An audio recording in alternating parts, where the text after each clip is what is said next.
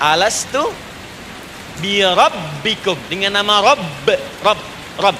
Wa id akhadha rabbuka, Rabb, min bani Adam dzurriyyatahum, awas, wa ashhadahum ala anfusihim. Alastu bi rabbikum, dengan nama Rabb. Rabb. Ibu sekalian, kata Rabb ini itu berasal dari kata ar-rububiyah.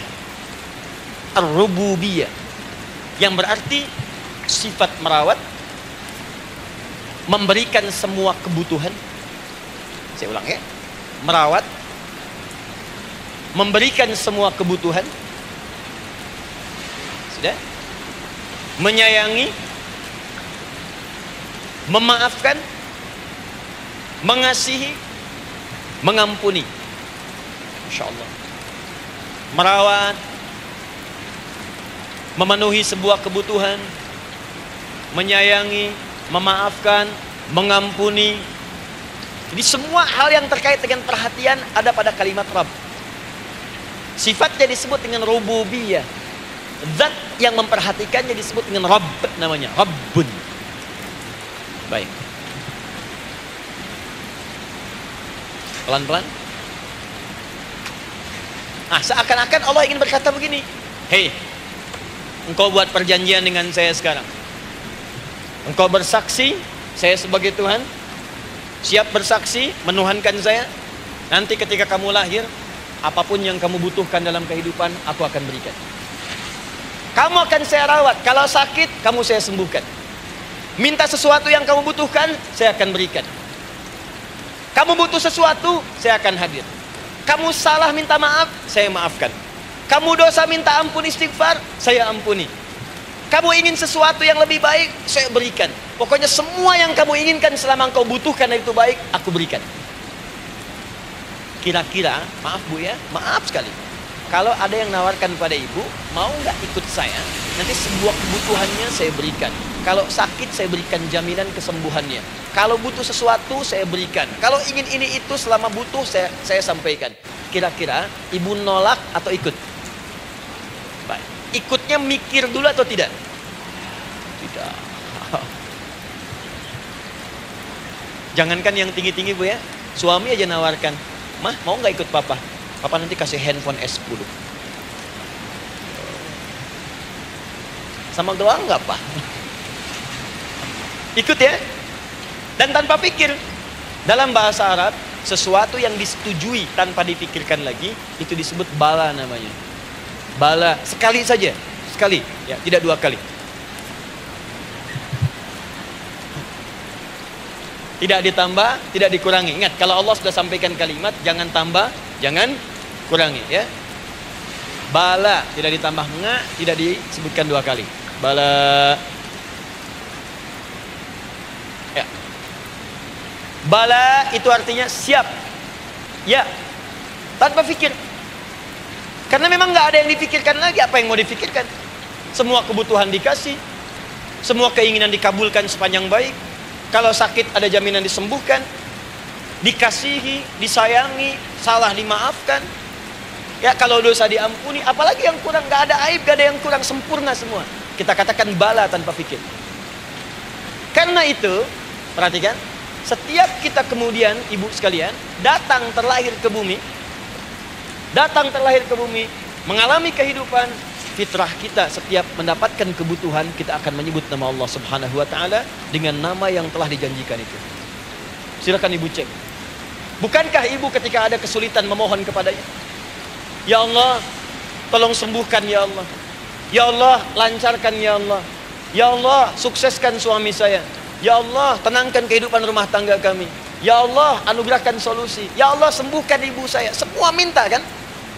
Dan dahsyatnya, ketika ibu memohon kepada Allah itu, ibu gunakan kalimat yang telah disepakati ketika Allah sampaikan kepada kita. Rabb, Rabb, Rabb.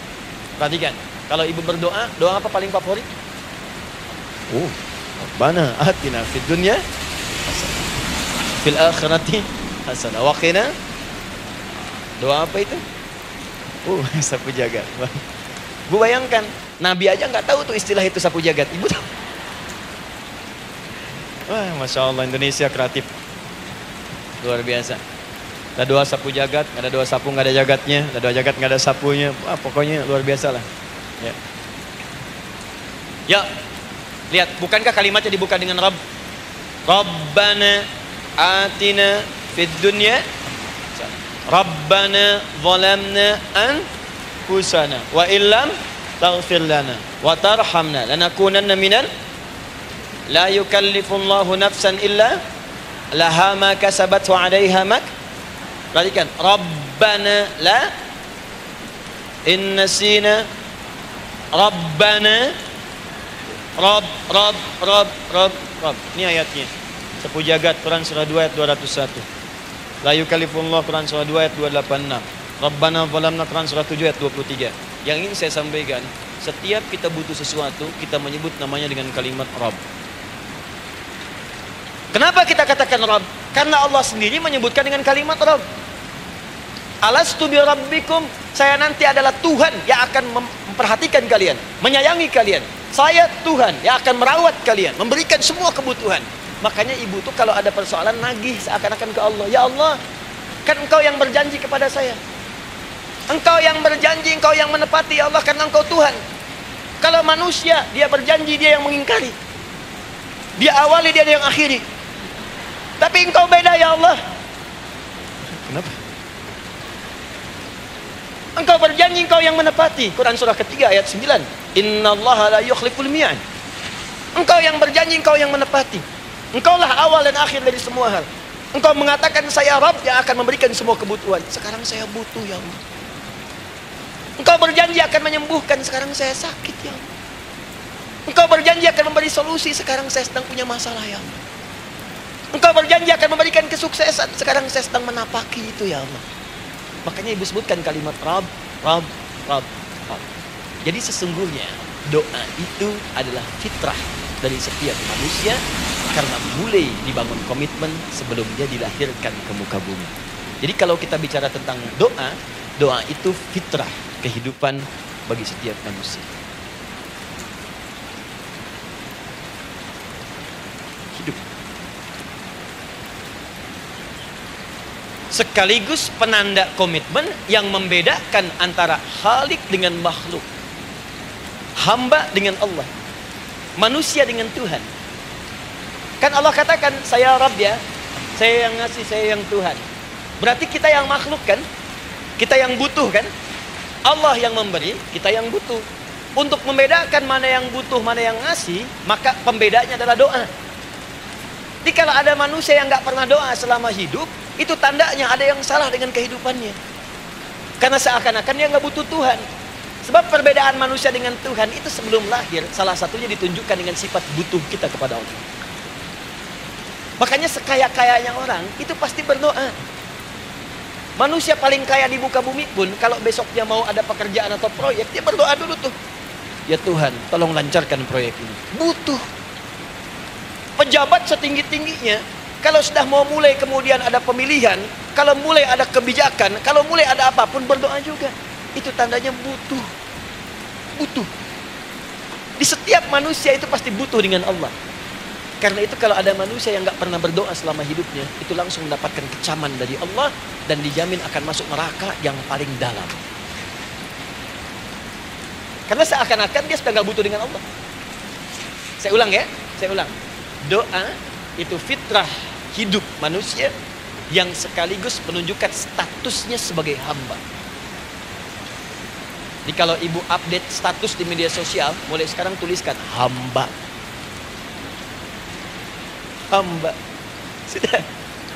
Mau sifatnya apapun tetap hamba. Ya, mau pejabat, mau orang kaya, mau cukup, mau macam-macam, mau ustadz, mau syekh, mau habib, tetap ujungnya hamba. Dan butuh penghambaan itu diwujudkan dalam bentuk doa. Muncullah Quran surah ke-40 ayat ke-60. Wa qala rabbukum, Rabb, selalu Rabb. Wa qala rabbukum ud'uni astajib lakum. Innal ladzina yastakbiruna an ibadati. Awas, sayadkhuluna jahannam dakhirin. Allahu akbar. Dan Rabbmu berfirman, mengingatkan kembali kepada kalian semua, hei hamba-hambanya. Kalau ada kebutuhan, kalau ada masalah, kalau ada permintaan, kata Allah, ayo doa sama saya. Minta. Kan kita sudah bikin perjanjian. Makanya Allah katakan, kalau punya masalah, Bu, berdoa. Bukan mengeluh. Kalau punya persoalan, Bu, berdoa. Bukan bikin status. Rasanya aku tidak sanggup. Ditulis di Facebook. Ngapain? Terus kalimat Allahnya pun jelas. Minta kepadaku, bukan mengeluhkannya. Kamu tidak seperti yang aku kira. Nungguin komen. Sambil masak, celing ada satu. Cek kunaon. Makin meluas masalah. Untuk Abi Mas sabar. Sudah. Paham ya? Jadi ini kaidah hidup yang pertama. Sebetulnya sederhana, cuma jarang digunakan gitu. Sederhana, cuma jarang dipakai. Kata Allah kan, kamu doa itu, saya kasih ketenangan. Jadi Bu, gini, doa itu manfaatnya, walaupun solusi belum datang, tapi hati tenang. Tenang. Jadi kalau mau curhat-curhat sama Allah, sampaikan, minta, mohon, berikan. Minimal tenang. Saya kasih rahasia ya. Ini di antara kita saja. Lihat sini. Saya hapus dulu deh. Bismillah. Insya Allah. Mau ngapus sendiri, nulis sendiri, penghapus, lari sendiri.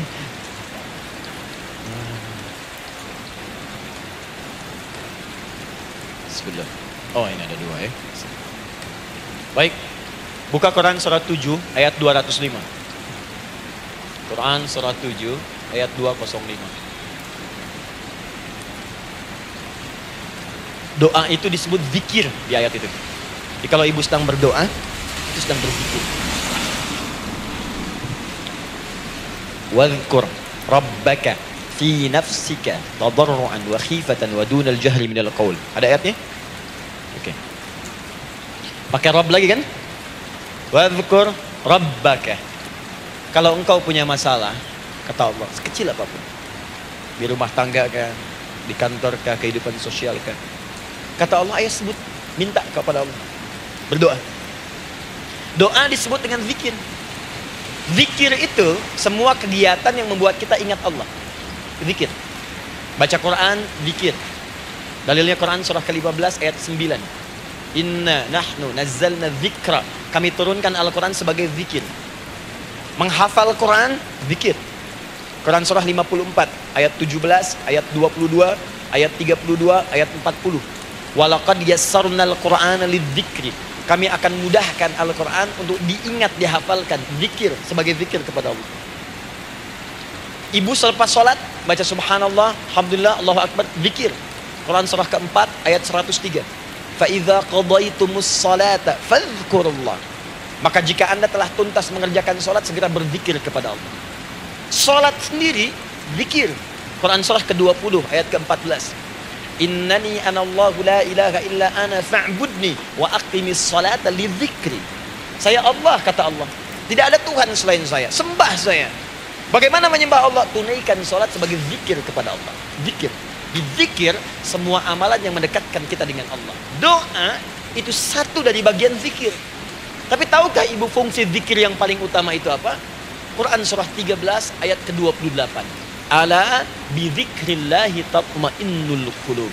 Yakinkan pada dirimu, kalau zikirmu benar kepada Allah, maka dia akan berdampak kepada hati menjadi lebih tenang. Zikir itu, manfaat pertamanya, membuat hati tenang. Bu. Tadi saya contohkan. Baca Al-Quran, zikir kan? Jadi kalau ibu sedang tidak tenang, sedang gelisah, ada masalah, daripada mengeluh sana sini, wudu, bu, wudu. Ambil mushaf. Baca. Saat baca itu mungkin solusi belum datang, tapi hati itu lebih tenang. Kaitan dengan bahasan kita, doa, minta. Doa.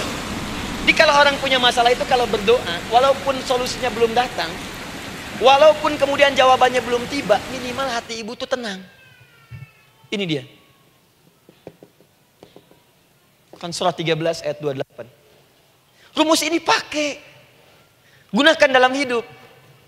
Karena yang tahu kehidupan kita itu Allah yang menciptakan kita. Yang tahu pesawat, yang bikin pesawat. Yang tahu handphone, yang bikin handphone. Yang tahu mikrofon, yang bikin mic-nya. Yang tahu kita, yang menciptakan kita. Ikutilah petunjuk Allah yang menciptakan kita, maka akan langsung terasa manfaatnya. Ibu tidak percaya, silahkan lakukan.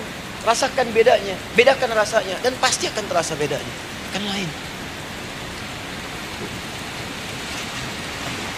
Doa. Tapi ingat, yang paling penting kata Allah, doa itu bukan sekedar penting permohonannya, tapi menunjukkan status kita sebagai hamba di hadapan Allah Subhanahu wa taala. Jadi kalau ada orang selama hidup tidak pernah berdoa, artinya dia mengingkari status dia sebagai hamba di hadapan Allah Subhanahu wa taala. Mau menyejajarkan diri dengan Tuhan. Kan yang tidak pernah meminta itu Tuhan. Allah yang memberikan. Kalau manusia beda, pasti minta. Artinya kalau ada manusia nggak pernah minta, seakan-akan bahasa halusnya, kamu ini ngaku jadi Tuhan. Saya tempatkan kau di neraka jahanam yang paling bawah. Jahanam itu, Bu, belum masuk saja sudah terasa. Terasa. Buka Ibu Quran surah misalnya ke-40 Ghafir. Ya, ayat 45 sampai dengan 47-nya. Sebelumnya lagi, lihat Quran surah ke-8 ayat ke-50. Itu penghuni neraka, Bu, yang bukan jahanam saja. Penghuni neraka itu kalau mau meninggal itu dipukulin dulu malaikat. Depan belakangnya. Ayo, kamu keluar. Lama amat keluarnya rohnya katanya. Takut karena nggak punya bekal.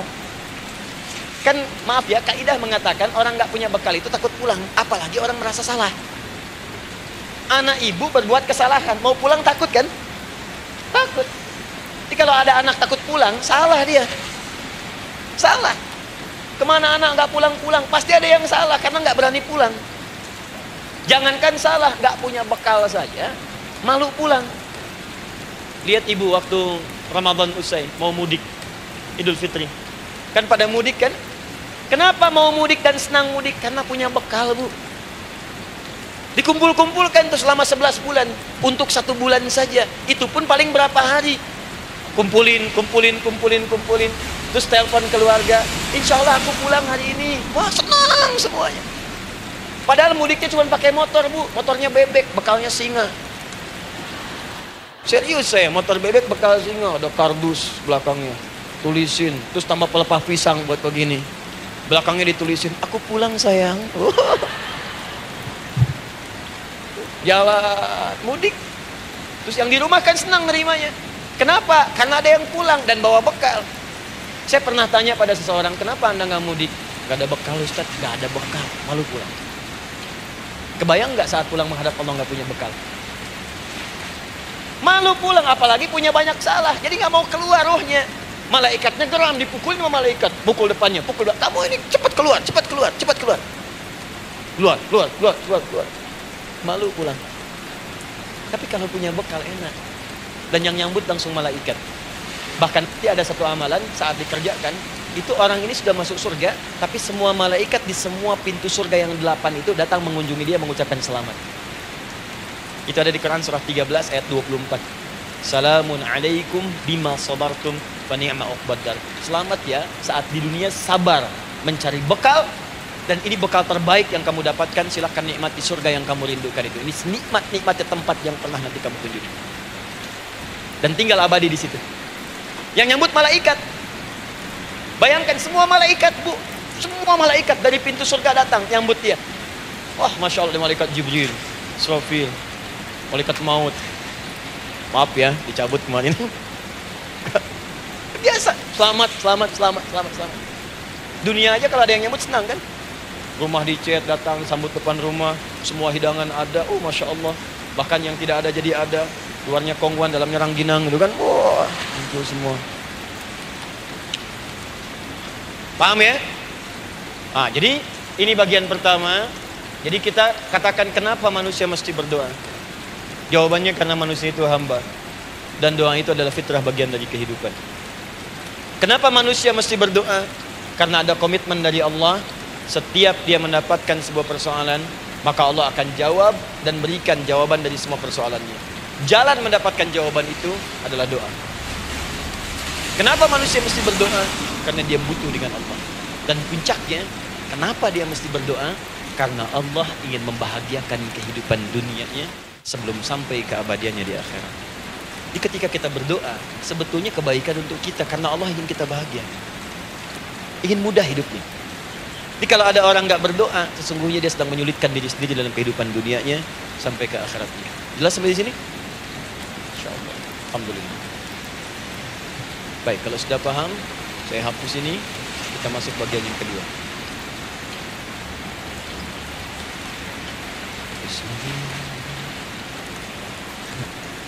Sab Muslimah edisi ke-15. 15 kali datang sendiri, nangis sendiri, tulis sendiri, hapus sendiri. Tinggal lihat, catat, masuk surga. Masya Allah. Alhamdulillah. Baik. Baik. Sudah? Alhamdulillah. Saya ingin setiap pembahasan kita dipahami ya. Saya tidak menyukai kalau datang melihat tapi nggak paham gitu. Ya, dengar tapi nggak paham. Saya tidak ingin satupun keluar dari sini kecuali paham. Ya. Ibu paham? Paham Ustaz. Pada pamit ya, silakan. Apa yang ibu pahami? Doa.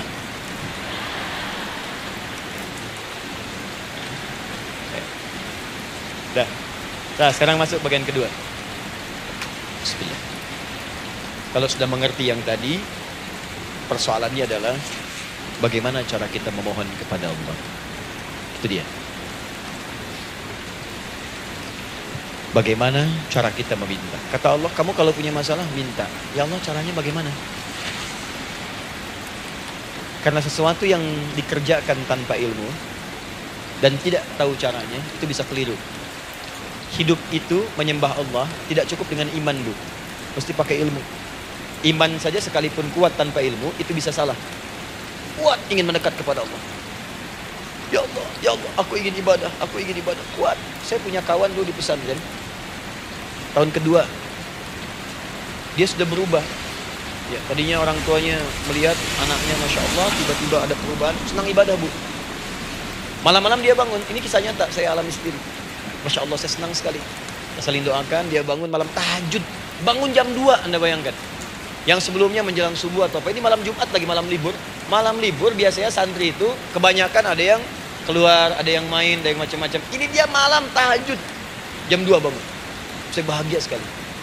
Udah bangun, sholat, selesai.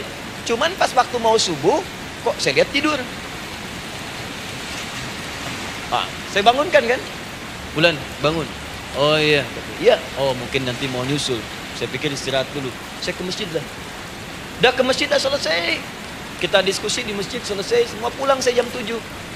Saya lihat masih tidur juga. Barangkali dia sudah tadi sholat mungkin di kamar, nggak sempat ke masjid karena capek. Tapi saya lihat kok posisinya nggak berubah. Di situ juga. Akhirnya setengah jam saya tunggu, saya bangunkan. Bangun. Kenapa nih katanya? Saya kira antum belum sholat subuh ya? Tadi gimana sih? Kan udah saya jama dengan tahajud tadi. Udah saya jama dengan tahajud. Jadi memang kekuatan imannya lagi tinggi, cuman ilmunya kosong. Ini yang bahaya. Besok-besok kalau orang kayak gini sholat subuh bisa 4 rakaat. Karena itu berdoa penting, cuma kita mesti tahu caranya. Yuk kita mulai bagian pertama. Quran surah kedua ayat 186, paling kiri sebelah bawah. Ya. Wa idza sa'alaka ibadi anni fa inni qarib. Fokus.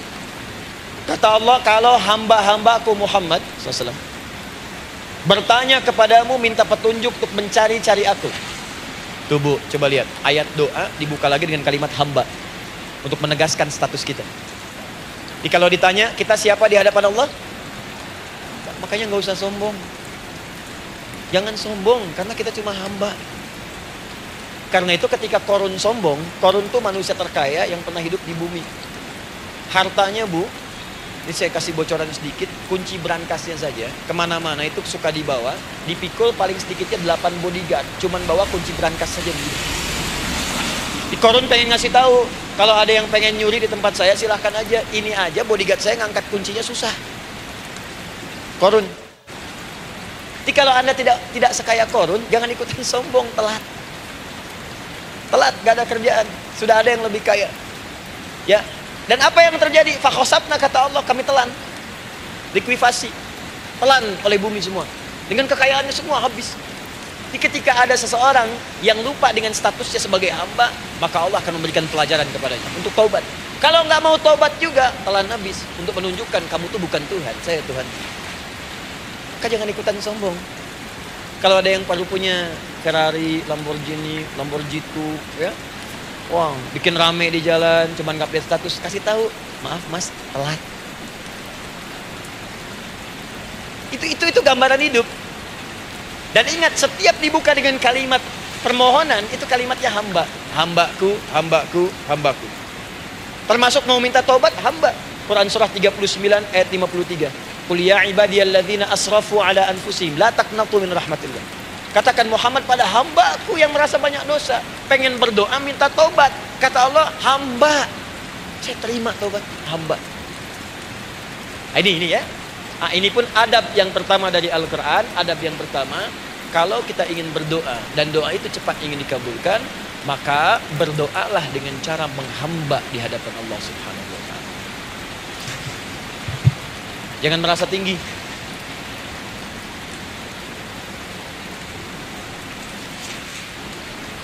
Saya turunkan caranya. Bagaimana cara menghamba itu dengan cara yang baik?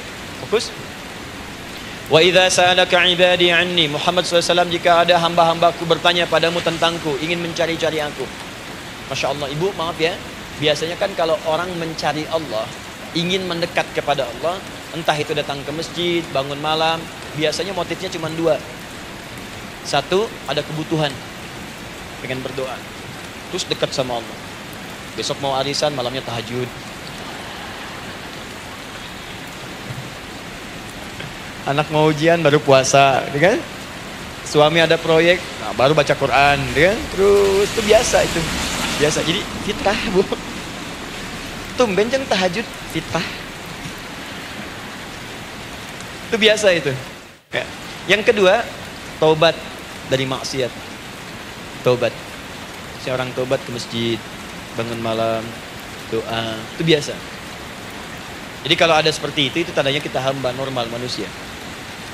Fa inni qarib, kata Allah, katakan Muhammad SAW, katakan kepadanya, janganlah mencari, aku dekat. Dekat, jangan mencari, aku dekat. Jadi bu, ketika kita butuh Allah, langsung jawab oleh Allah. Kamu mau apa?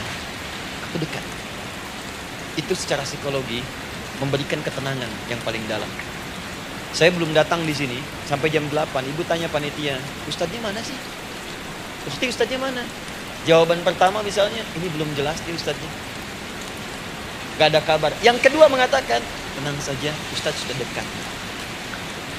Maka yang kedua itu lebih menenangkan kepada kita. Ketika ibu mencari, ya Allah, saya sedang ada masalah, langsung dijawab oleh Allah. Tenang, aku dekat denganmu. Mau minta apa? Itu bu, jadi kalau ibu sedang punya persoalan, psikologi Al-Quran mengatakan, langsung rasakan Allah tuh bersama kita, dekat, menunggu kita mau minta apa. Ibu punya masalah dengan suami, ingin mengadu. Tuh kata Allah, saya dekat, kamu kenapa? Ada masalah apa?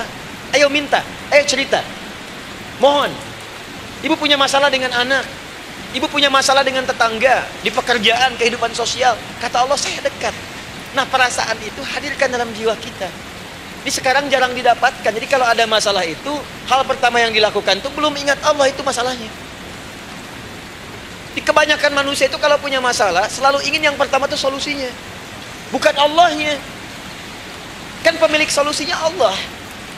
Jadi kalau kita ingat pada yang memiliki, maka apapun yang kita minta akan diberikan. Bahkan ada orang yang saking ingatnya dengan Allah, sebelum minta sudah dikabulkan. Itu yang dahsyat. Sekarang setelah kita paham tentang kedekatan ini, kemudian kita praktekkan. Jadi bu, ya maaf ya, ketika ibu punya masalah apapun, yang pertama diingat Allah. Allah, Engkau telah berjanji, Engkau pasti akan tepati. Ya Allah, sekarang aku ada persoalan. Nah, sekarang teruskan ayat. Ujibu da'watad da'i idza da'an. Ujib.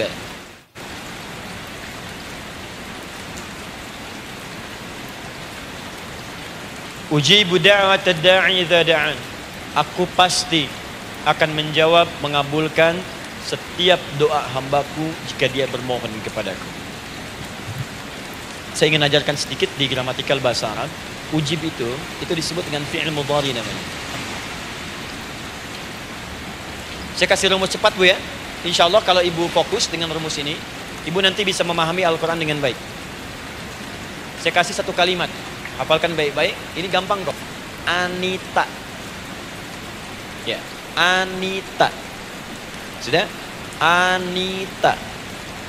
Baik. Hamzah, nun, ya, ta. Satukan Anita. Kalau di dalam kalimat ibu baca Al-Quran, di depannya ada huruf hamzah ini, atau nun, atau ya, atau ta, maka itu rumus mudhari namanya. Gak usah dihafalkan mudharinya, ya, gak usah dihafalkan sampai bikin misalnya satu ungkapan Anita istrinya Pak Mudhari, gak usah, gak ada kerjaan, ya, gak usah dihafal. Saya hanya ingin tunjukkan pemahaman. Kalau ada bentuk seperti ini punya 3 makna. Kalau dalam bahasa Inggris itu disebut present, ya, continuous, dan future. Present, continuous, and future. Sekarang, terus, sampai kapanpun. Sekarang, terus berlangsung, continuous, and future, sampai kapanpun di masa depan. Ini bentuknya disingkat dengan rumus ini, Anita. Di dalam konteks pengabulan doa, kata Allah, ketika saya akan kabulkan. Kalau kamu punya masalah, kamu berdoa, saya akan kabulkan. Nah, kalimat Allah saya akan kabulkan ini bentuknya menggunakan mudhari. Ada hamzah di depannya, ujib. Artinya apa? Kalau ibu sekarang berdoa, saya akan kabulkan kata Allah. Terus kamu berdoa, saya akan jawab. Nanti pun punya masalah di masa depan, kamu berdoa, saya jawab juga. Jadi artinya tidak ada doa yang sia-sia. Semua doa, ingat, sepanjang kita membutuhkan, pasti Allah berikan. Doa itu sepanjang kita butuhkan, pasti akan dijawab.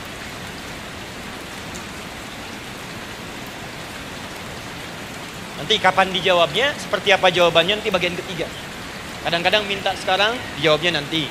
Minta sekarang, dijawab sekarang. Ada yang mintanya A, dijawabnya B. Itu yang paling dahsyat. Jadi kalau saya tanya, kalau kita berdoa, dijawab tidak oleh Allah? Itu janji Allah. Setiap orang berdoa, pasti dijawab. Nah, hanya persoalannya, seperti apa doa yang cepat dijawab itu? Apakah semua doa langsung dijawab seketika? Akankah mendapat jaminan langsung dijawab? Ternyata kalimat dijawab ini diikat dengan syarat ketentuan berlaku. Apa di antara syarat dan ketentuannya ini? Teruskan ayat. Falyastajibuli. Syarat pertama. Kalau doamu ingin cepat aku jawab, falyastajibuli. Maka engkau pun harus cepat merespon setiap seruanku. Jawab seruanku dengan cepat. Doa ingin dijawab oleh Allah, maka kata Allah, kamu pun harus menjawab setiap seruanku. Jawab seruan Allah.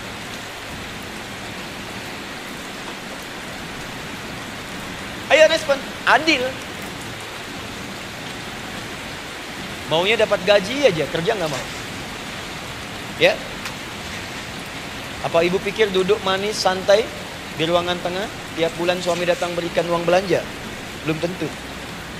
Kalau sikap tidak bagus, ya interaksi tidak mulia, maka belum tentu itu didapatkan.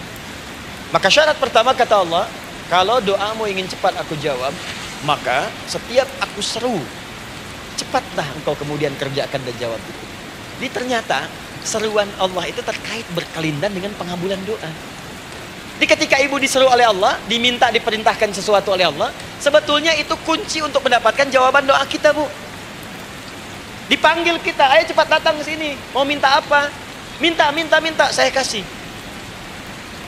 Apa di antara kunci doa itu, Ustaz? Yuk kita lihat. Adalah jawaban dari seruan Allah. Apa di antara seruan Allah itu? Saya beri contoh satu misalnya. Allah perintahkan kita untuk sholat. Bahkan diseru, diingatkan 5 kali dalam sehari. Sholat. Bukankah kita diseru, Bu? Dipanggil 5 kali sehari untuk sholat? Allahu Akbar, Allahu Akbar. Ya, diingatkan kan?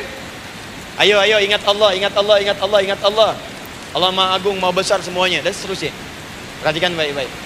Apa tujuan Allah menyuruh kita dalam sholat? Ternyata bukan ingin memberikan beban ruku dan sujud. Bukan sujudnya yang penting.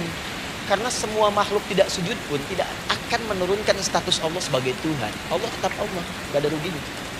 Yang rugi kita. Ternyata ketika disuruh sujud, disuruh ruku itu, ternyata yang ditunggu itu bukan ruku sujudnya. Allah nunggu, punya masalah apa? Mau minta apa? Karena itu dalam ilmu fikih, ibu buka semua kitab fikih. Salat itu secara bahasa disebut dengan doa. Nama lain dari doa adalah salat.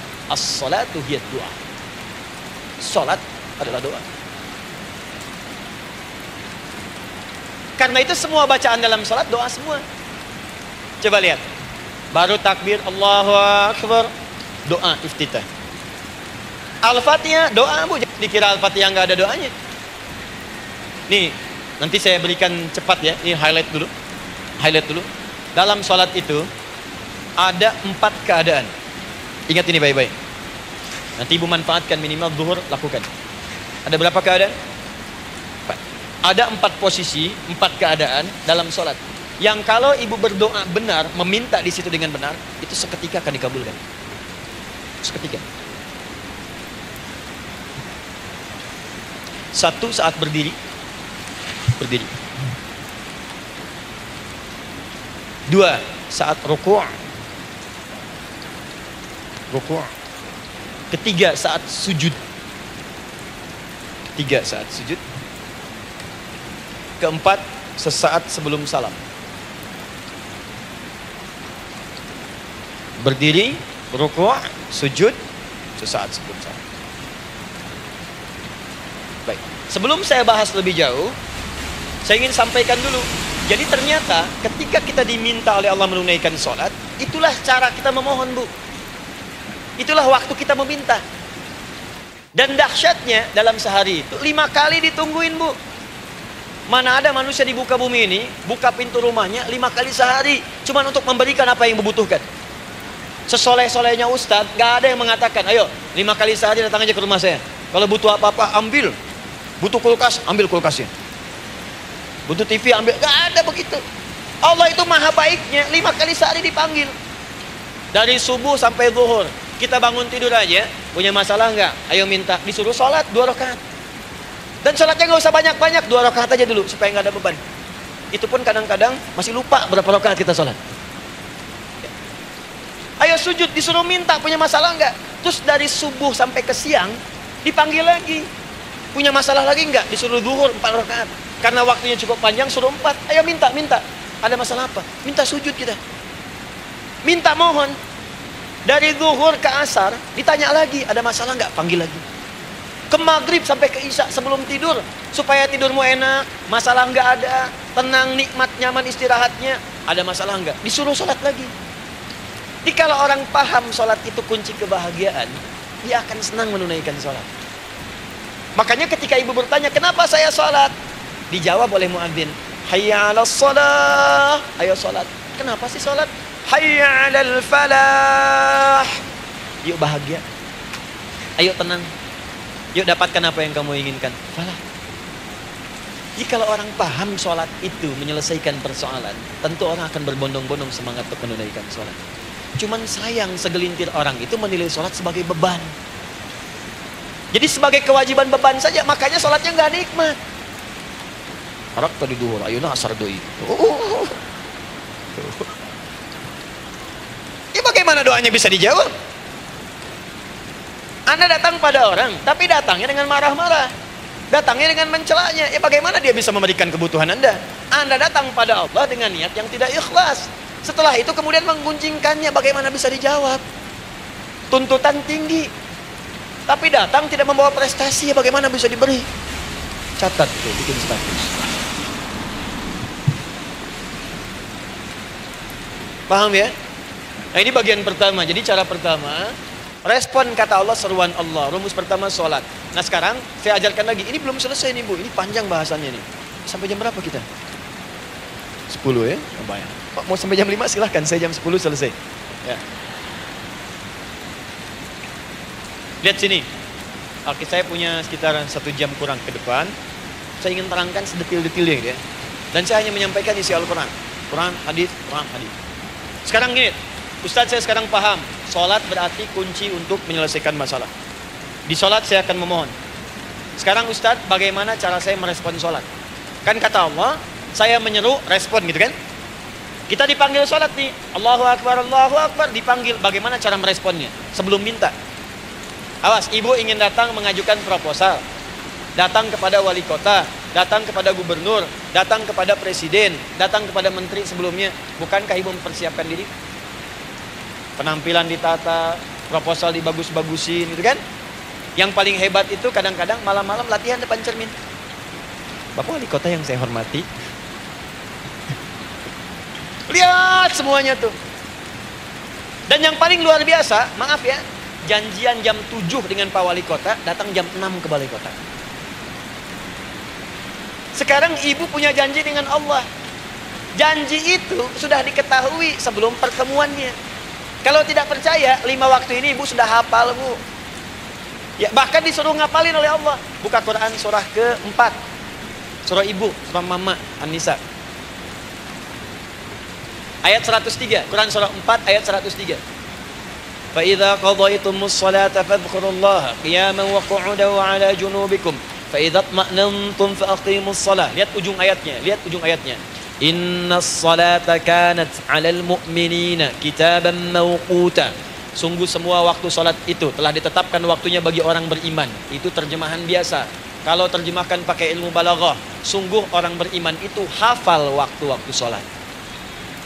Tahu waktunya. Apalagi kalau di waktu itu ibu punya kepentingan, pasti hafal. Kalau ibu benar memprioritaskan sholat dan menilai sholat sebagai solusi hidup, menilai sholat sebagai kebutuhan, ibu pasti akan hafalkan itu, Bu. Nih ya, ibu dapat bagian arisan nih, bulan ini misalnya. Dan memang bagian jatah ibu, demi Allah saya katakan, sebulan sebelumnya ibu sudah hafal tanggalnya kapan. Bahkan di kalender tuh diwarnain, apa bagian mama nanti bulan ini. Dicatat semua, di tempat siapa, jam berapa, datang dengan penuh keceriaan dan kebanggaan. Luar biasa. Hanya untuk urusan dunia yang itu habis gitu. Jika dia tidak meninggalkan ibu, ibu yang meninggalkan dia duluan. Sekarang 5 kali sehari semua diberikan, bahkan lebih daripada dunia dan seisinya. Harusnya sih wajarnya dihafalkan waktunya dan ibu hafal. Ayo, subuh jam berapa sekarang? Lihat sini, bukan ke atas. Ditutup tuh. Tuh, sana tuh. Subuh jam berapa? Ayo ngelihat ke sana, 4:43. Zuhur jam berapa? Tuh. Asar, Maghrib, Isya. Itu kan kunci ibadah. Dan kunci ijabah, kunci ibadah, kunci ijabah. Di situ ada pengabulannya. Ini gimana mau minta, waktu permintaannya aja nggak hafal. Gimana mau bermohon, datangnya aja telat. Karena itu, bagaimana cara merespon seruan Allah? Diaturlah di Quran surah kedua ayat 152. Paling kanan sebelah bawah. Quran surah kedua ayat 152. Ibu masih ingat? Bukankah sholat disebut sebagai zikir? Masih ingat? Ya, di Quran surah ke-20 ayat 14. Wa aqimis sholata lidzikri, tunaikan sholat sebagai zikir kepadaku. Sekarang lihat ya. Lihat ketentuan Allah. Kalau ibu dipanggil untuk sholat, dipanggil untuk zikir, cepat respon. Ibu cepat respon, Allah pun akan cepat merespon permintaan ibu. Lihat kalimatnya. Fadhkuruni adzkurkum. Fadhkuruni adzkurkum. Kalian mengingat saya, maka saya pun akan ingat dengan kalian. Kalian zikir kepada saya, ingat saya, kata Allah, maka saya pun akan ingat kalian. Di antara makna zikir, sholat.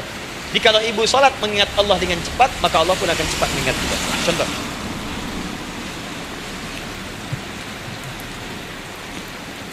Saya ambil waktu subuh misalnya. Di Bandung 4-3-3. 4-4-3. Oh, lihat kesan lagi terjadi perbedaan pendapat. Ya.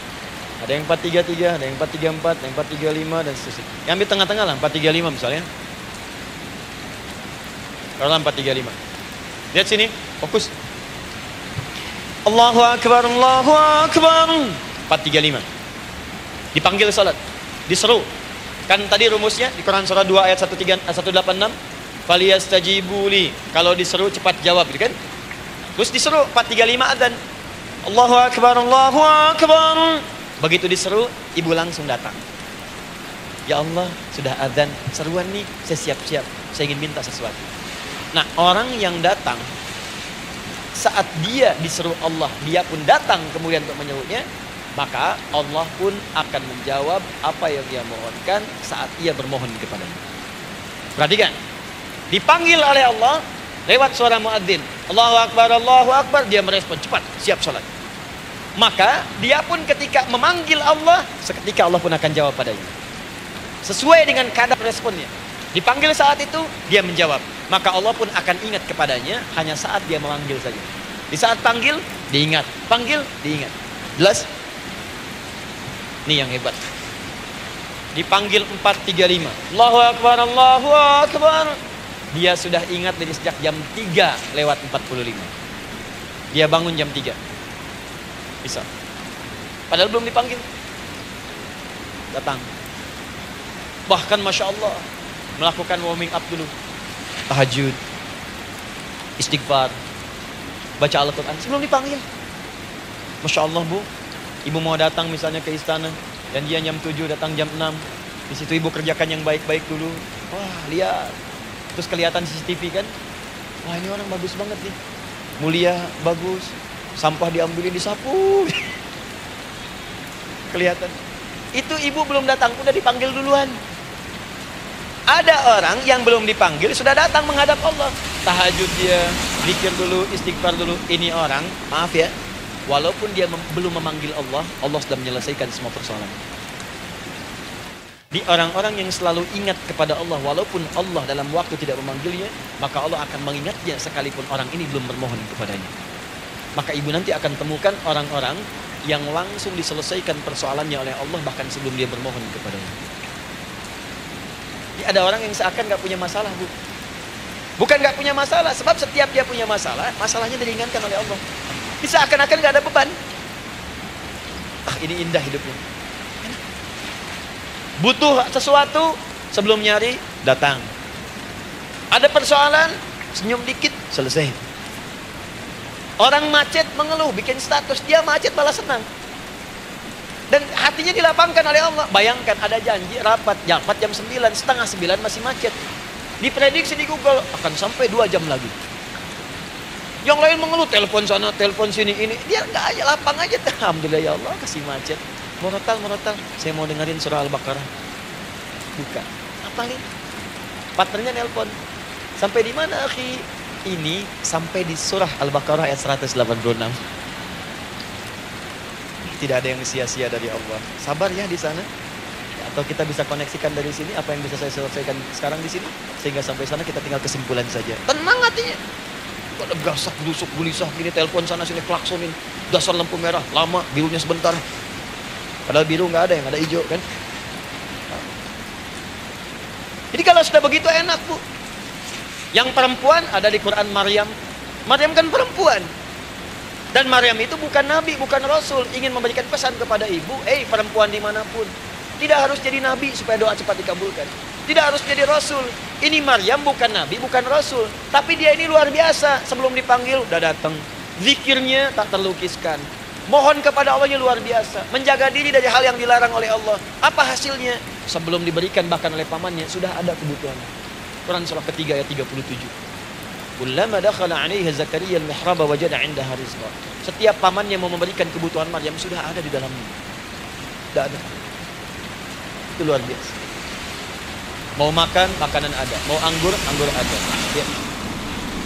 Wah, itu luar biasa. Jadi bermohon bahkan sebelum waktunya. Sentuhlah ia tepat di hatimu, maka ia akan jadi milikmu untuk selamanya. Wah, itu doa tuh. Aduh, mana-mana. Paham? Tuh. Jadi kalau yang standar-standar saja itu biasa. Pakai datang sebelum waktunya. Datang. Atau datang pas dipanggil. Standar. Jadi kalau 4.35 adzan, Allahu Akbar, Allahu Akbar, ibu bangun, siap sholat, siap sholat. Itu standar. Yang dulu bahagia, naikin lagi levelnya. Yang celaka itu ya ini nih, dipanggil 4.35, baru bangun 5.34.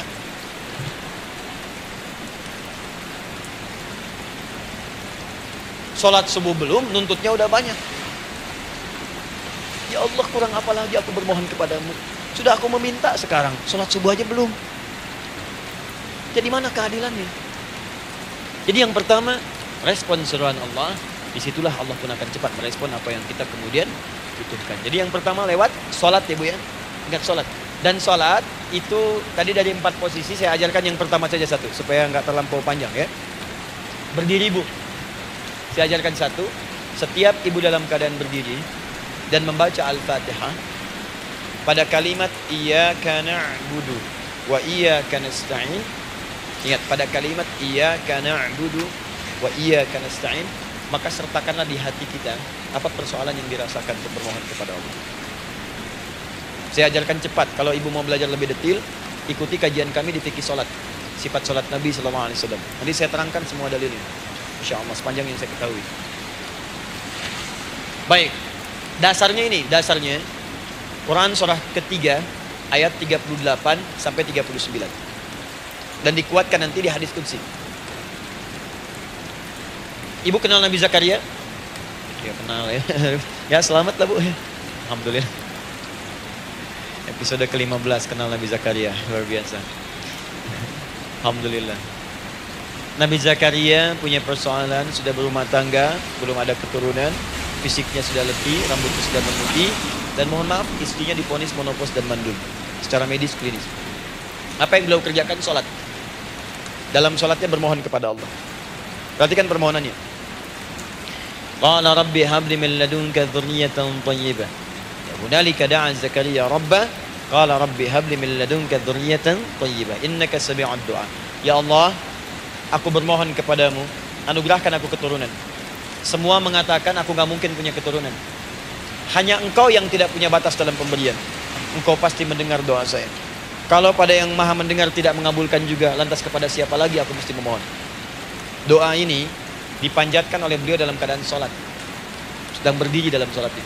Jadi ibu maaf ya, tolong jangan salah berpikir. Semua nabi dan rasul, orang soleh sebelumnya itu sholat. Cuma kita lebih sempurna gerakan dan jumlahnya. Sempurna. Orang dulu sholat. Nabi Musa sholat. Quran surah 20 ayat 14. Nabi Isa sholat. Quran surah 19 ayat 31 sampai 33. Nabi Ismail sholat. Quran surah 19 ayat ke-55. Semua sholat. Sholat. Nabi Zakaria saat punya masalah sholat. Dalam berdirinya minta dalam sholatnya. Dari mana Ustadz tahunya beliau minta dalam berdiri dalam sholat? Ayat 39 ya baca. Quran surah ketiga ayat 39. Fanadatul malaika, maka doanya itu dijawab oleh Allah. Datang malaikat menyampaikan jawaban. Wa huwa qaimun yusalli fil mihrab. Sedangkan beliau masih berdiri dalam sholat di mihrab. Masih berdiri dalam sholat. Dalam sholat itu minta. Makanya semua bacaan sholat itu permintaan. Dan dikabulkan oleh Allah. Anallahu yubashshiruka bi Yahya. Allah kasih kabar gembira, engkau akan punya anak, langsung namanya dari Allah Yahya. Artinya hidup yang mustahil menurut manusia. Lahir dari rahim seorang perempuan yang divonis monopause dan mandul menurut medis. Kata Allah tidak ada yang mustahil bagiku. Lahir dan hidup dia, Yahya. Kapan terjadinya? Sedang sholat. Kapan saat sholatnya? Berdiri. Nah yang paling menarik Bu, umatnya Nabi Muhammad SAW ditunggu oleh Allah 5 kali dalam sehari. Dan dimintakan sebelum sholat untuk menyiapkan permohonannya. Maka turunlah Quran surah kedua ayat ke-45. Ibu lihat ayatnya. Wasta'inu bis-sabri was-salah. Bahkan ditegaskan lagi di Quran surah kedua ayat 153, paling kanan sebelah bawah. Ya ayyuhalladzina amanu ista'inu bis-sabri was-salah. Yang pertama enggak pakai panggilan iman. Wasta'inu, kata Allah, hei, kalau kamu punya masalah, jangan mengeluh, jangan berkeluh kesah, jangan terlampau banyak gelisah, cepat siapkan dirimu untuk menunaikan sholat. Siapkan permohonanmu, minta kepada aku lewat sholat. Kalau belum yakin, disebutkan imannya. Ya ayyuhalladzina amanu, hei orang-orang yang masih merasa punya iman, katanya punya iman. Jadi kalau ibu nggak mau minta lewat sholat, dipertanyakan imannya. Kamu punya iman nggak? Kata Allah. Yakin nggak dengan saya? Kalau punya masalah jangan mengeluh. Datang pada saya minta. Lewat sholat, saya panggil sholat minta. Kalau masih merasa punya iman. Tuh, iman kita tuh dipertaruhkan di situ. Nah sekarang, saya berikan rumus bahasanya. Allah memanggil kita dengan bentuk jama, perintah jama. Wasta'inu. Wasta'inu. Itu bentuk perintah. Wasta'inu, bentuk perintah.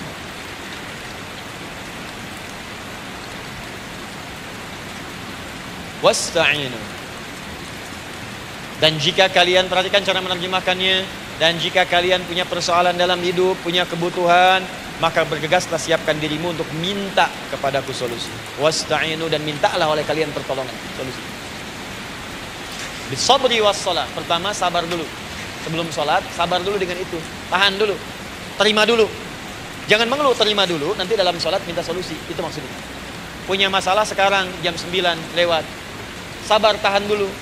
Koreksi diri, istighfar. Nanti zuhur minta.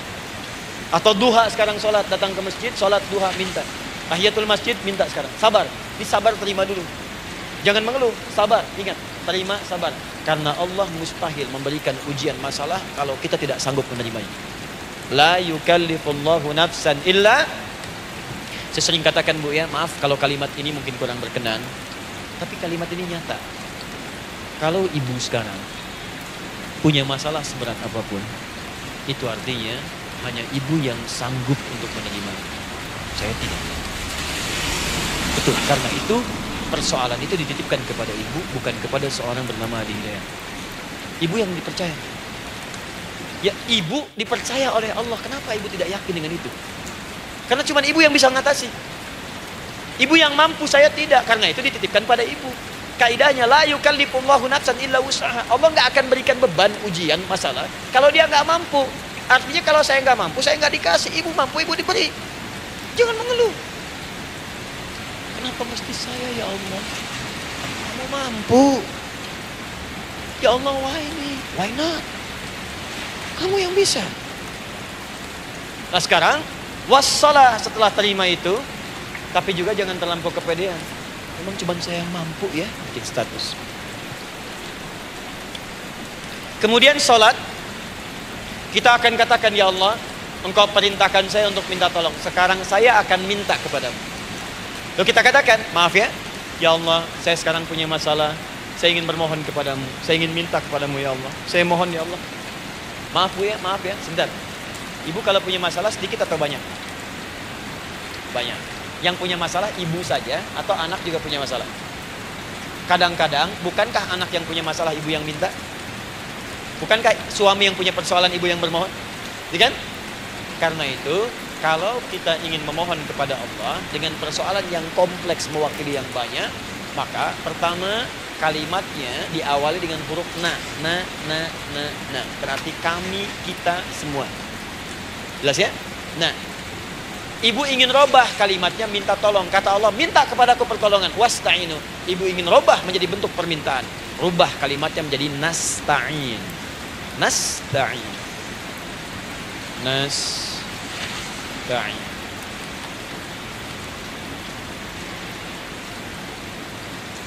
Wasta'inu nasta'in. Minta kepada siapa tadi? Allah.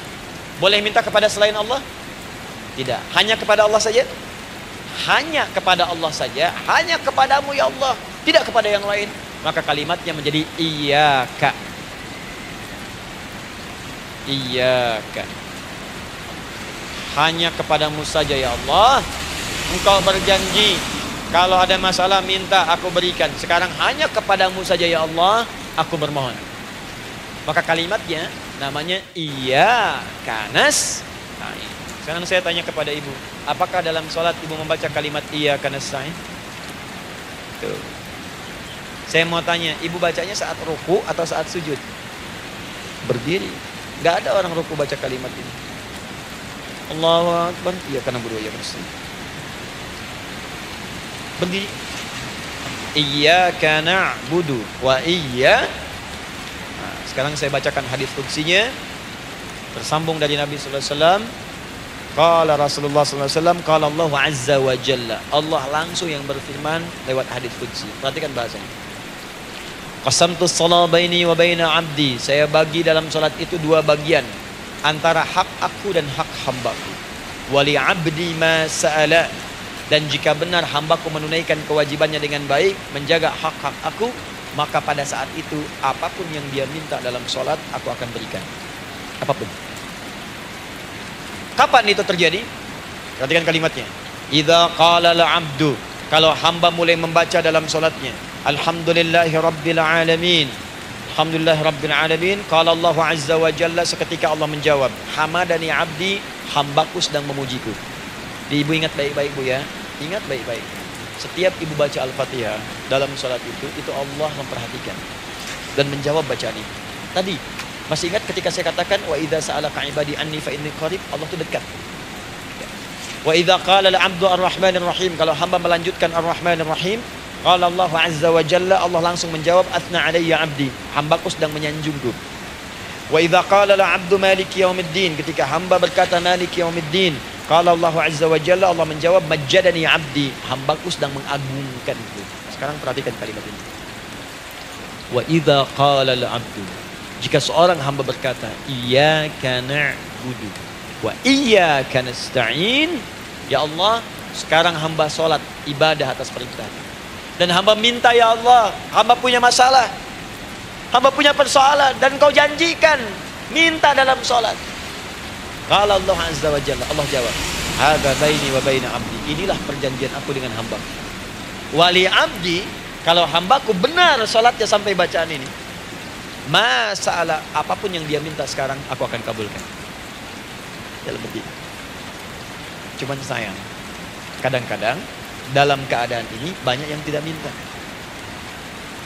Maka caranya saya sampaikan yang pertama, kalau ibu sudah sampai ke bacaan ini, iyyaka na'budu wa iyyaka nasta'in, sertakanlah dalam hati ibu. Gak usah dilafadzkan. Sertakan ibu punya masalah apa. Atau secara umum minta solusi. Minta. Nabi itu kalau sholat, Nabi SAW kalau sholat, itu kalau baca ayat-ayat Quran, itu seringkali berhenti Bu. Sering berhenti. Kalau dalam ayat doa, beliau berhenti, mohonkan dengan baik. Kalau ayat-ayat surga, minta supaya umatnya ke surga. Ayat-ayat neraka, mohon supaya umatnya dibebaskan dari neraka. Minta. Kesaksiannya banyak. Hudzaifah al-Yamani pernah sholat di belakang Nabi, begitu. Abdullah bin Mas'ud radhiyallahu ta'ala anhu sholat di belakang Nabi, begitu. Ubay bin Ka'ab radhiyallahu ta'ala anhu salat di belakang Nabi, begitu. Di kesaksian mereka sama semua. Makanya seringkali itu nggak sadar, enak salat dengan Nabi itu. Nyaman. Kalau baca ayat surga seakan-akan pengen cepat ke surga. Kalau baca ayat doa berdoa, jadi nggak sadar. Rakaat pertama 100 ayat aja Al-Baqarah. Ya, kadang-kadang lewat ke Ali Imran. Pernah rekornya 5 juz 4 halaman, An-Nisa ayat 176 baru berhenti. Ya, walaupun besoknya nggak pada ikutan lagi. Ya. Karena merasa ini kapan rukunya gitu, sekarang atau nanti, sekarang atau nanti. Tapi enak. Nah, saya ajarkan satu hal, kalau kita sampai pada bacaan Al-Fatihah tadi, jeda sejenak Bu, rasakan itu, minta. Minta. Setelah itu, Allah ajarkan satu lafaz, kalau lafaz ini benar dibacakan oleh ibu, benar dibacakan, maka seketika doa akan dijawab. Langsung dikabulkan. Apa bacaan itu? Nanti dalam pelajaran selanjutnya kita akan bahas ya, insya Allah. Masih ada waktu? Oh ya, kalau masih kita bahas ya. Masih ada sesi mau jawab pertanyaan dulu, diskusi dulu, atau saya teruskan sebentar? Teruskan ya. Baik, kalau kita sampai jam 10, saya jeda sampai ke 9.45. Jadi 15 menitnya kita bisa diskusi ya. Baik.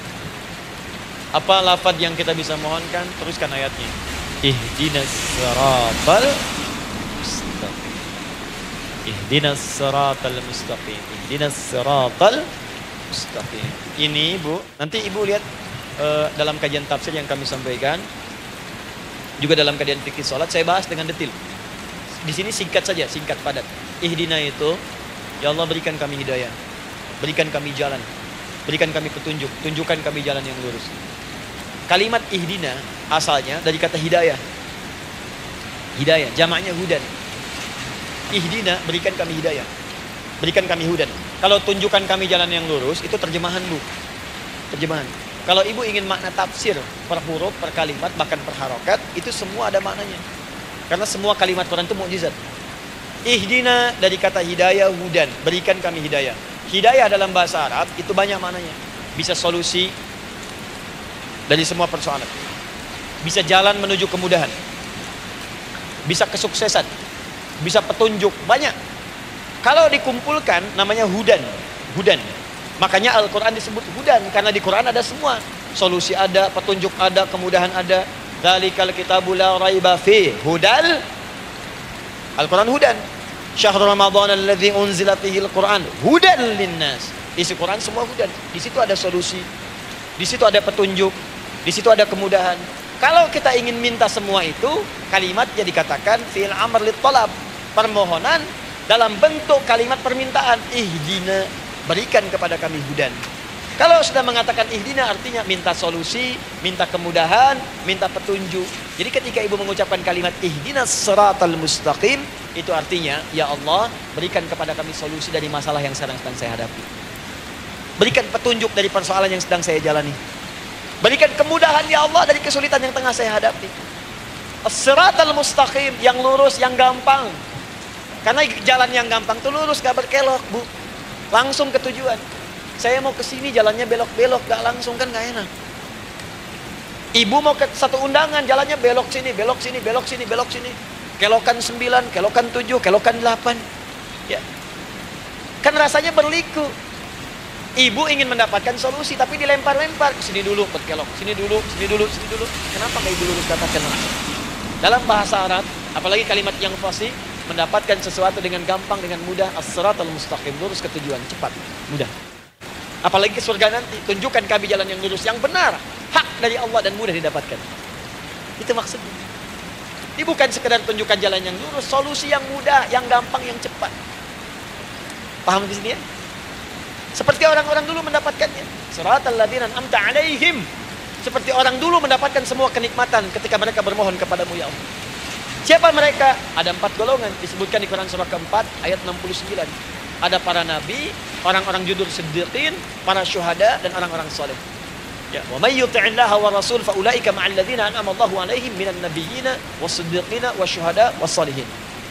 Para nabi dulu berdoa, ya Allah, saya ada masalah, dikabulkan. Kita minta ya Allah, sekarang saya berdoa, tolong kabulkan seperti nabi-nabi dulu dikabulkan. Nabi Ayub sakit, berdoa dikabulkan. Kita sakit, dikabulkan. Nabi Ibrahim ada ujian, dikabulkan. Nabi Ibrahim punya ujian dengan anak. Kita ada ujian dengan anak, minta dikabulkan. Anak-anak berselisih, ada yang dendam, yang iri. Seperti anaknya Nabi Yakub. Nabi Yakub berdoa, dikabulkan. Kita minta, dikabulkan. Ada syuhada, berdoa, dikabulkan. Kita minta, dikabulkan. Orang soleh berdoa, minta dikabulkan. Kita minta dikabulkan. Ya Allah, seperti engkau kabulkan doa orang-orang dulu yang melahirkan nikmat, mohon kabulkan kami yang minta sekarang dan mendapatkan kenikmatan itu. Itu maksudnya. Ya, siratal ladzina an'amta 'alaihim. Siapa an'amta 'alaihim di sini? Ulaikal ladzina ya an'amallahu 'alaihim. Sama persis kalimat. Minan nabiyyin was-siddiqin wasyuhada'i was-shalihin. Jadi jangan diartikan sebatas terjemahan. Walaupun di musim haji sekarang itu bisa dipakai. Saya tugas 2010 di Mekah. Ada jemaah kesasar, lupa maktab. Kemudian ingin balik, gak tahu jalan. Dia ketemu askar. Askar gak bisa bahasa Indonesia, dia gak bisa bahasa Arab. Tapi dia hafal Al-Fatihah. Datang kepada askar, dia tunjukkan gelangnya. Pak, ihdinas siratal mustaqim. Tunjukkan saya jalan yang lurus. Bikin gelang. Askar gak bisa bahasa Indonesia. Dikasih bahasa Arab gak paham-paham. Tapi askar ini pun cerdas. Dia tunjuk, dia lihat gelangnya. Oh, maktab sana. Siratal ladzina an'amta 'alaihim ghairil maghdubi 'alaihim waladdallin. Lurus, jangan belok-belok. Kalau belok nanti engkau tersesat atau dicaci maki orang. Maghdub ya dicela orang. Dhalin tersesat, kan? Jangan dicela, jangan sesat, lurus. Tapi kalau dalam berdoa dalam sholat minta di hati hadirkan. Jelas ya?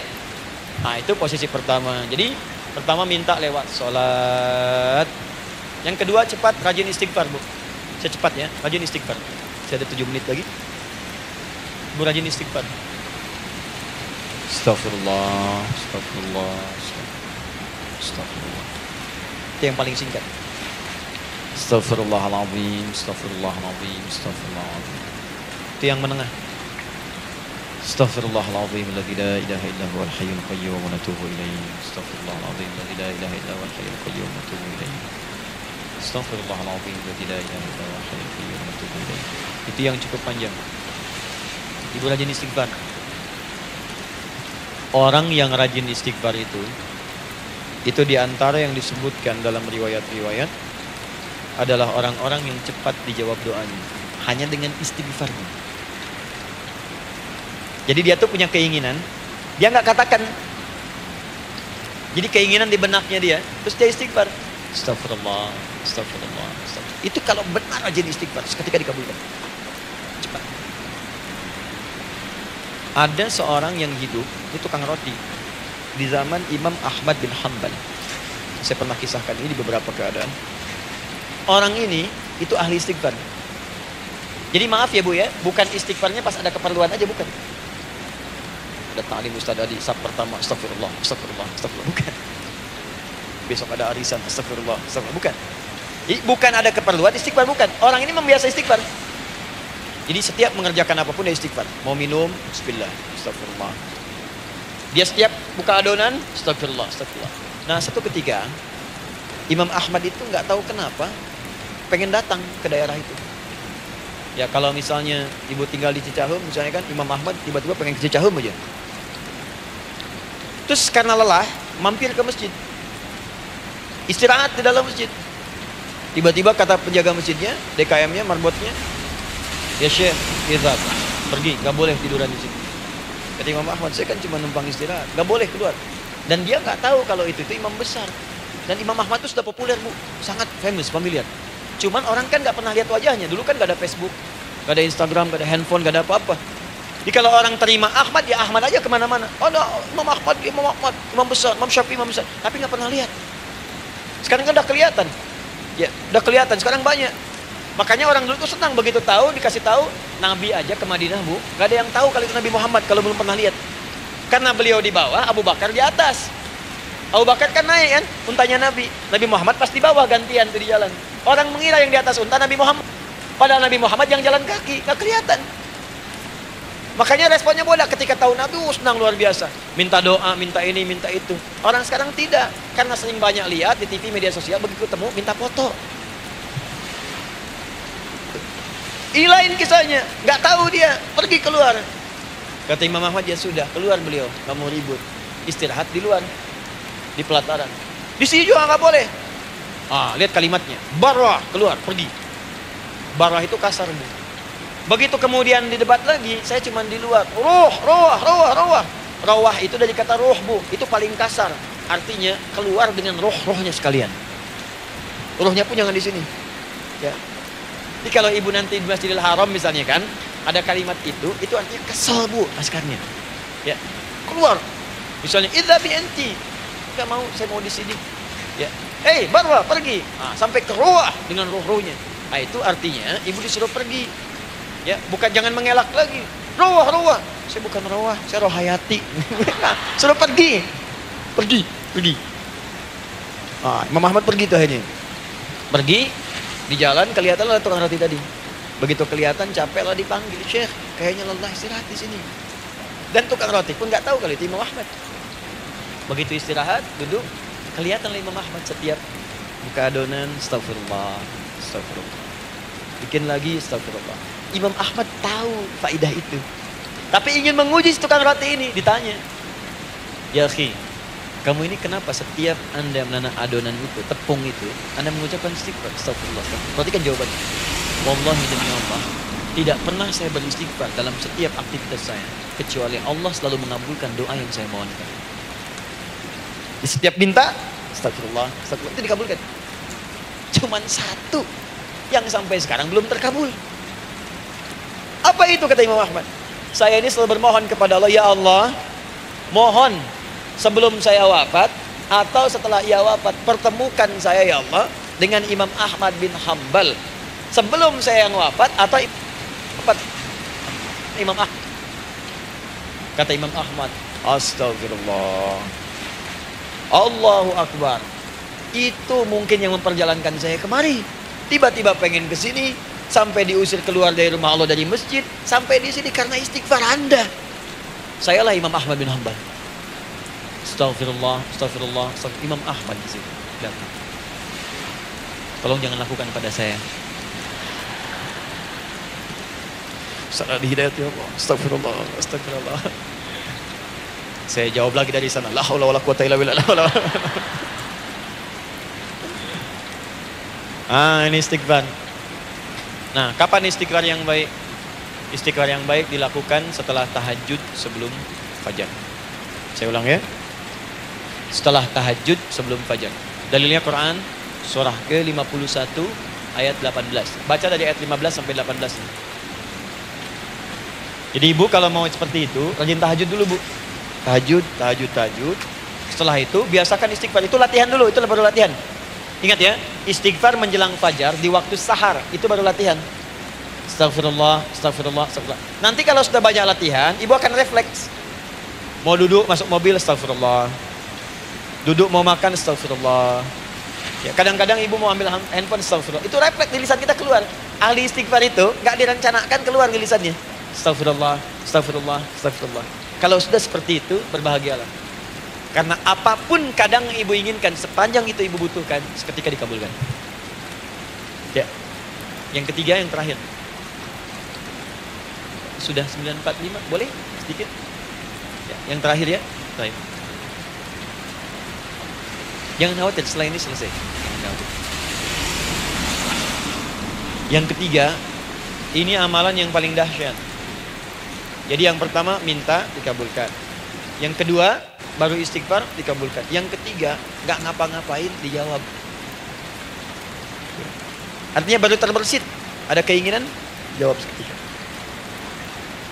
Amalan yang ketiga ini adalah amalan yang dikerjakan karena cinta kepada Allah Subhanahu wa taala. Mahabbatillah, cintaan kepada Allah.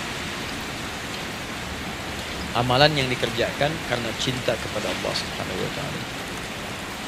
Amalannya mencintai Allah. Beda bu. Salat dengan cinta dibandingkan dengan salat karena memenuhi kebutuhan atau kewajiban saja, itu akan lain. Ibu kalau benar-benar mencintai Allah, maka dalam salat pun persiapannya akan beda. Saya beri contoh gini ya. Dari pakaian akan lain kata Al-Quran. Quran surah 7 ayat 31. Ya bani Adam khudhu zinatakum 'inda kulli masjid. Hai anak cucu Adam, kalau ada panggilan dari masjid, kenakan pakaian terindahmu. Di orang-orang yang mencintai Allah saat akan sholat, dia akan perhatikan dari pakaiannya. Jauhkan dari yang haram. Terus cari yang paling baik yang dia kenakan. Gak akan sembarangan. Kalau ibu pakai mukena juga cari mukena yang paling indah. Bukan karena pengen dilihat orang, karena ingin Allah menyaksikan sholat ibu dalam keadaan yang sempurna. Wudu tuh hati-hati gitu. Quran surah ke-5 ayat ke-6. Ya ayyuhalladzina amanu idza qumtum ila shalah faghsilu wujuhakum wa aydiyakum ilal marafiq wamsahu bi ru'usikum wa arjulakum ilal ka'bain. Jika ada orang beriman mencintai Allah, mau salat dia mau wudu, wudunya enggak akan sembarangan, Bu. Cuman basuh. Ya, bagian kepala juga harusnya kepala, dia rambut, takut selesai. Sampai ke kaki cuma disodorkan di keran, beres. Itu sih anak kecil juga bisa. Orang ini lain. Dia akan pelan-pelan dilihat secara sempurna. Hati-hati, dikerjakan karena Allah, karena ingin baik. Kalau orang sholat hanya kebutuhan saja, maka yang penting dia takbir sampai salam selesai. Tapi ini tidak. Dia akan pelajari bagaimana Nabi mengajarkan sholat yang benar. Bagaimana bacaan saya benar. Dia belajar ngaji supaya benar bacaan Fatihah. Dia belajar dengan baik supaya khusyuk di dalam sholat. Dia pahami satu-satu. Apa artinya Allahu Akbar? Apa artinya Subhana Rabbiyal Azim? Apa artinya Subhana Rabbiyal A'la? Apa artinya Sami Allahu liman hamidah? Dipahami. Jadi begitu dia sholat baru takbir sudah paham di sini. Jika ada orang seperti ini, dia mengerjakan apa yang Allah perintahkan karena cinta dengan Allah. Dia berzakat karena ingin mencintai Allah. Dia berinfak karena cinta dengan Allah, bukan karena uangnya. Pokoknya kalau orang cinta itu, Bu, setiap pecinta dia akan memberikan apapun pada yang dicintai. Walaupun tak diminta. Dan pecinta itu sifatnya, kalau yang dicintainya senang sesuatu, akan otomatis ikut senang. Ibu misalnya senang ya dengan pasangan sebelum menikah. Pasangan senang kucing, ibu akan terpaksa senang kucing. Ibu cinta dengan anak, semua akan diikuti apa yang diinginkan. Seperti itu, cinta itu butuh pembuktian. Karena itu sering saya katakan pada akhwat ya yang belum menikah, yang masih muda-muda belum menikah, cinta itu butuh pembuktian. Jadi jangan percaya kalau ada orang yang bicara di lisannya nggak ada buktinya. Aku akan seperti Dilan membawamu dalam motorku. Katakan padanya, aku tak butuh dengan rayuan kata-katamu. Itu hanya angin surga. Yang kubutuhkan, tuliskan namaku di buku nikah kita. Wah, catat. Itu caranya. Main ke Taman Dilan, cuman boncengan. Seakan dunia milik berdua, yang lain nggak ada. Gombal. Udah ya? Jelas? Jadi amalan yang ketiga ini kerjakan karena Allah. Saya mau contohkan satu. Ibu pernah dengar Imam Malik bin Anas? Pernah ya? Gurunya Al-Imam Asy-Syafi'i, Imam Malik bin Anas, lahir di kisaran tahun 94-95 Hijrah. Siap, Kang Dan. Wah, ini terakhir nih saya tutup nih. Benar-benar terakhir. Betul-betul. 10 menit lagi kalau ada nanti tanya jawab sedikit. Imam Malik ini Bu, itu Masya Allah. Saking cinta pada Allah dan Rasul, itu tidak pernah, jangankan sholat. Dalam beliau memberikan fatwa pun akan mencari pakaian yang paling bagus. Paling indah. Dan beliau menjaga adab dalam menyampaikan kalimat Nabi pun itu luar biasa. Sampai satu kali pernah pakai jubah bagus, indah, ada lebah menyengat di kepalanya, sedang menyampaikan hadis. Saking hormatnya terhadap hadis Nabi, lebah itu dibiarkan menyengatnya. Gak mau memutus kalimat Nabi, hadis Nabi hanya untuk mengusir lebah, dibiarkan sampai tersengat. Apa yang Allah berikan kepada beliau? Allahu Akbar. Satu kali singkat berdiskusi dengan muridnya Al-Imam Asy-Syafi'i. Kata Al-Imam Asy-Syafi'i, ya guru, setahu saya rizki itu dicari dulu baru dikasih. Imam Malik lebih tinggi ilmunya pada saat itu. Beliau tahu ada 8 jenis rizki. Ya Syafi'i, ada rizki yang tidak perlu dicari, Allah berikan. Wah, berdebat tuh sampai berpisah. Setelah itu secara singkat Imam Asy-Syafi'i lewat di kebun anggur sedang panen anggur besar. Tiba-tiba tergerak untuk membantu, datang ke situ bantu. Begitu selesai dikasih hadiah anggur banyak, besar-besar, indah, enak, gitu kan?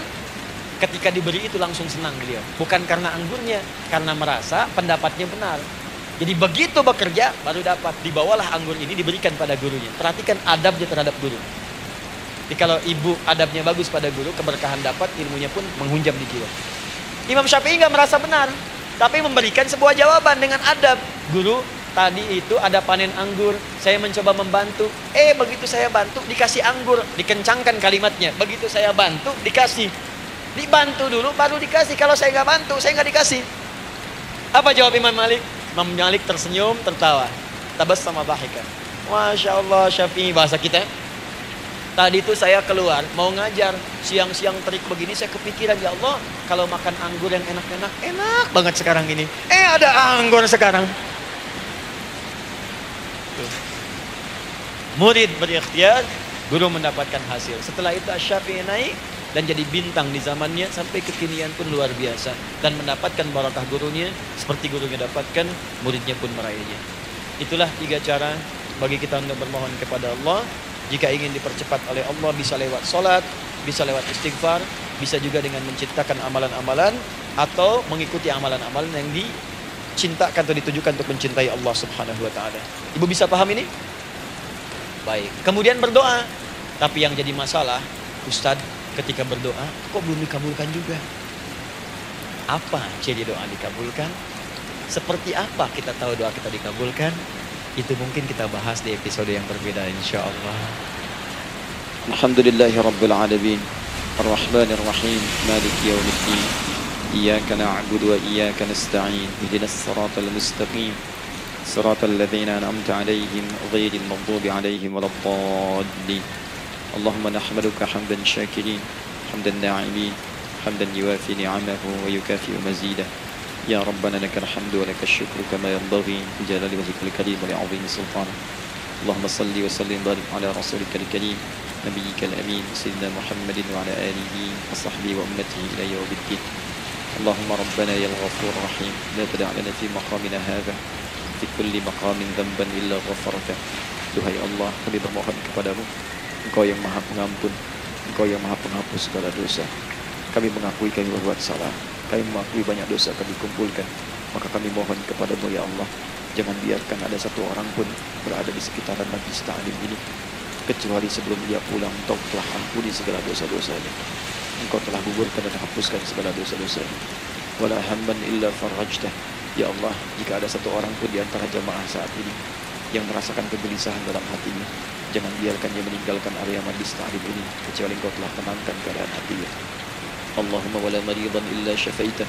Jika ada di antara kami yang telah Engkau uji dengan penyakit seberat apapun, maka mohon angkat dan sembuhkan segala penyakitnya. Allahumma wala dainan illa qadaitah. Ya Allah, jika ada di antara kami yang berat hidupnya karena lilitan hutang piutang, terjebak riba dan sejenisnya, maka mohon ya Allah dengan keikhlasan amalannya, mohon angkat dan berikan rezeki terlimpah kepada yang untuk melunasi hutang-hutang, terbebas dari lilitan riba dan semacamnya. Allahumma ya arhamar rahimin. Allahumma tubna ilaika min kullil ma'asi. Ya Allah, kami ingin memperbaiki diri kami.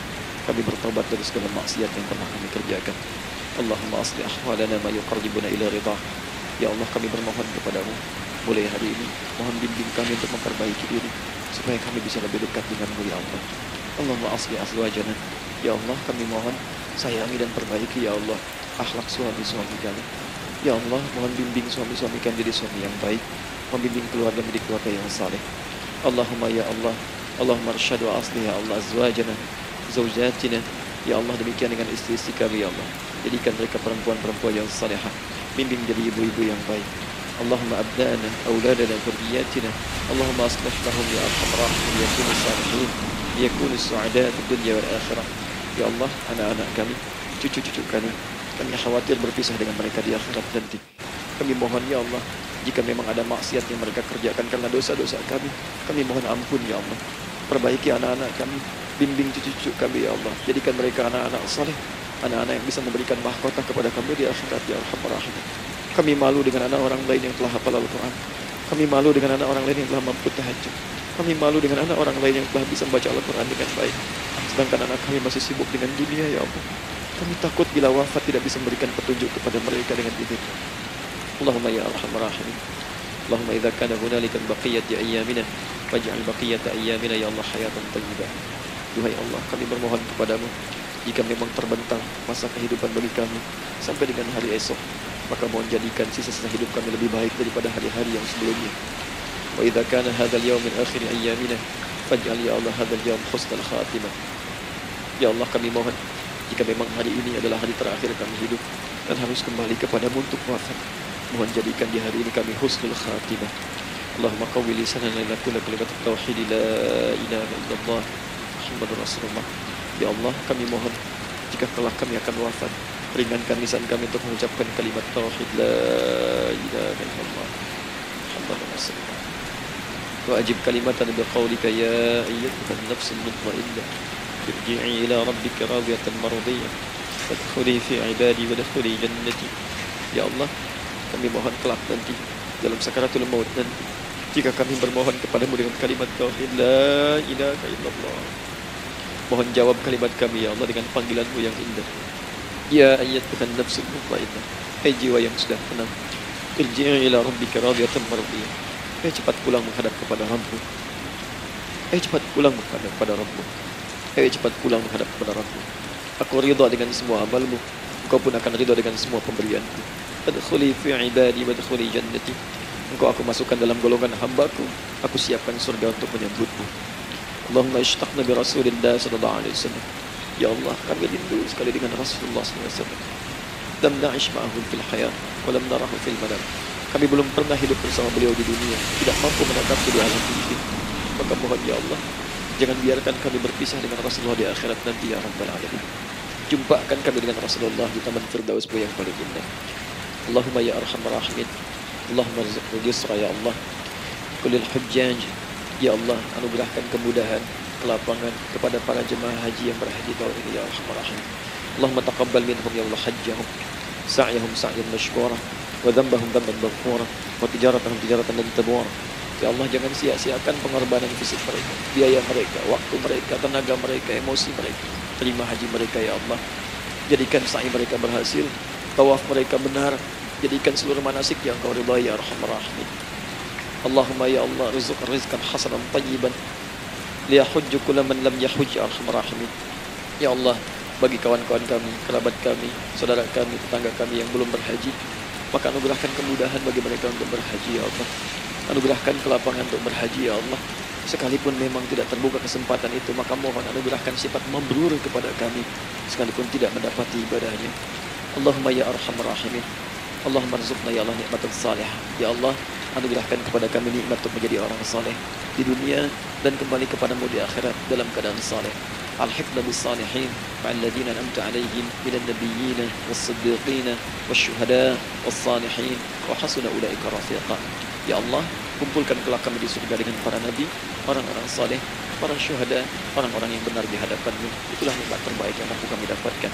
Allahumma ya Rabb, Allahumma aslih qulubana, ati anfusana taqwaha wa zakkiha anta khairu man zakkaha, anta waliyuha wa maulaha. Ya Allah, jika memang kami telah Engkau anggap baik sampai dengan pagi hari ini, maka mohon jaga kami dalam keadaan baik sampai wafat ya Allah. Berikan kami kekuatan untuk istiqamah, jauhkan kami dari pengaruh nafsu ya Arhamar Rahimin. Ya Allah, jika ada saat ini orang-orang yang menyakiti kami ya Allah, berkhianat kepada kami ya Allah, menzalimi kami, maka mohon ampuni dosa mereka ya Allah. Maafkan mereka ya Allah. Bimbing mereka untuk sadar dan bertobat ya Allah. Titipkan dalam jiwa kami sifat untuk saling menyayangi ya Allah. Titipkan dalam jiwa kami sifat untuk saling memaafkan ya Allah. Titipkan dalam jiwa kami sifat untuk bisa memperhatikan ya Allah. Allahumma ya Rabb, Rabbana atina fid dunya hasanah wa fil akhirati hasanah wa qina adzabannar. Bifadlika subhana rabbika rabbil izzati amma yasifun. Wassalamun alal mursalin wa akhiru da'wana alhamdulillahi rabbil alamin. Sebelum saya akhiri dengan doa kifaratul majlis dan salam, saya ingin ucapkan terima kasih pada seluruhnya untuk ta'lim kita di pagi hari ini. Semoga Allah menerima semuanya dan semoga Allah muliakan. Dan terkhusus juga untuk Kang Daan, terima kasih untuk kali ini dan semoga istiqamah dalam kebaikan dan Masya Allah. Amin. Beliau menginspirasi dan saya ingin menjadikan juga beliau sahabat dalam kehidupan untuk seluruhnya. Dan sahabat terbaik selalu memberikan yang terbaik untuk sahabatnya. Karena itu di pagi hari ini saya ingin sampaikan kepada Bapak Ibu sekalian, Bapak mungkin yang hadir, Ibu yang hadir, saya ingin berikan pada sahabat saya satu anugerah yang mungkin Allah titipkan. Saya akan ajak Kang Dan untuk menunaikan ibadah umrah dengan saya di bulan September insyaallah. Saat kami akan berangkat pada tanggal 9 September tahun 2019. Saya kira itu dan semoga bermanfaat insyaallah. Baik. Semoga Allah muliakan untuk semuanya. Terima kasih.